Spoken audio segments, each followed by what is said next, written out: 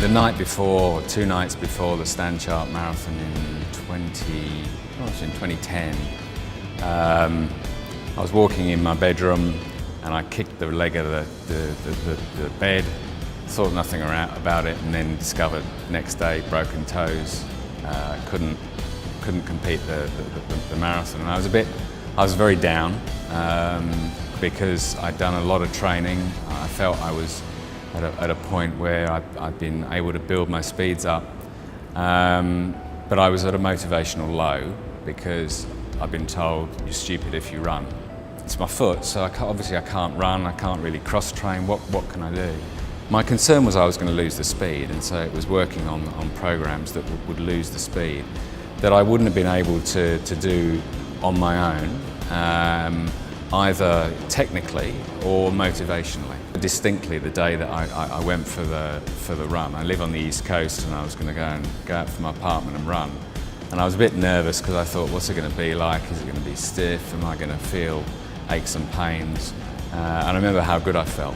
And it really, for me, it reinforced the value of, all the work we'd done in the last few months, not just around keeping the speed up, but I think what Salam also did was he then worked on my technique, so when I came back I'd be much more of a forefoot runner than a heel strike. Although the exercises, they don't look particularly challenging, the effect they have, because they're building on tiny muscles in your feet and your ankles that are important for stability, it really does have an impact at the end. And whilst I hadn't actually run in that style, I'd done the exercises to build up the muscle groups that would help me do that, so that when I actually ran, it felt different and it felt good. Or others, I think a lot of people face a setback in their progression to fitness. Your fitness will come off, and your goals will be then under threat.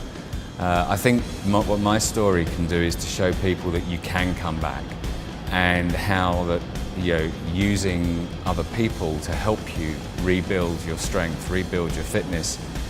You can do it not just so that you come back as good, but you can actually come back better. I have to say I was very proud of my Sundown Marathon time last year, because my previous personal best was 3:52, and I ran that when I was 30, and that's like 20 years ago plus. So I was very happy to have beaten a younger version of myself. Look, a lot of people say to me, how do you get time to do it? And I'm probably a little bit abrupt on this one.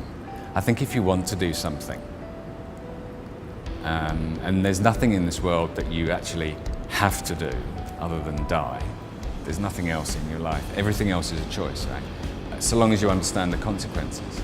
So when people say, oh, I can't do that, I say to them, well, you can, but you've then just got to understand what the consequences are, and you manage around it. So for me, I managed around it by just getting up a bit earlier in the morning, maybe not doing so many late nights, or if it is a working dinner, you don't drink alcohol.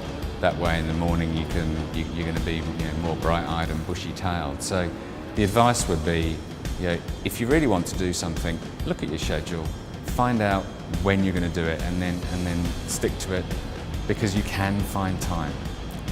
Everybody does have spare time. You just got to work out where it is and then organise your life. But you've got to want to do it. If you don't want to do it, then you're bound to fail.